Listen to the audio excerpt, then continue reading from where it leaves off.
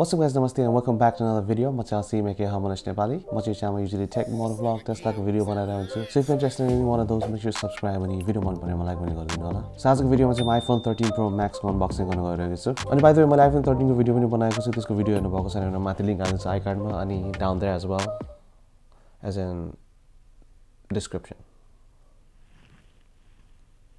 So unboxing हाल्ने म त्यसको. Alright. Okay. धुलो रहेछ त यार. So फोनलाई साइडमा हाल्दिम एकछिन.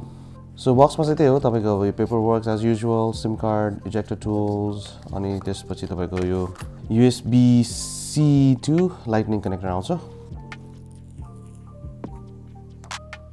So यो फोन चाहिँ मैले सिएरा ब्लूमा लिएको हो हैन. मेरो iPhone 12 Pro Max चाहिँ मैले पेसिफिक ब्लूमा लिएको थिएँ. त्यससँग कम्पेयर गरेर हेर्दिहाल्नु न त साइड बाइ साइड हैन. सो मेरो राइटमा चाहिँ 12 Pro Max अनि लेफ्टमा चाहिँ 13 Pro Max. सो पहिलाको चाहिँ हल्का डार्क थियो हैन अनि अहिले चाहिँ हल्का लाइट छ obviously हैन. साइडबाट हेर्दा पनि यस्तो छ. सो यसपालि क्यामेराहरु पनि हल्का ठुलो बनाएको छ हैन. त्यही भएर क्यामेरा बम्प पनि पहिलाको भन्दा चाहिँ अलिकति ठुलो छ.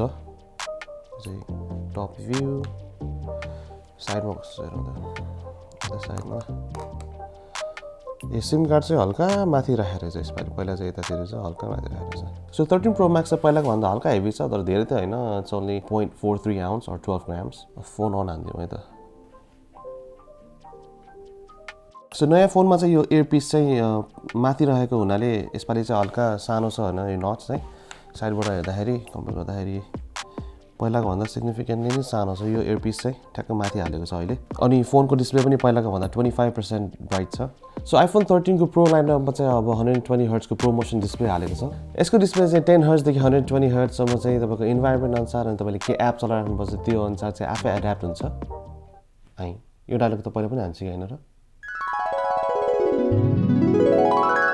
यसको डिस्प्ले चाहिँ 120 हर्ट्ज को एड्याप्टिभ डिस्प्ले हो हैन. तपाईको इन्भाइरोमेन्ट अनुसार तपाईको के एप चलाएको अनुसार के कन्टेन्ट हेरिराख्नु भएछ हैन त्यही अनुसार तपाईको डिस्प्ले एड्याप्ट हुन्छ. यो डायलग चाहिँ मैले Samsung S21 Ultra को भिडियोमा पनि हानेको थिएँ. Samsungमा चाहिँ आइफोनमा आउनु भन्दा 10 महिना अगाडि नै आइसकेको थियो 120 हर्ट्ज को डिस्प्ले.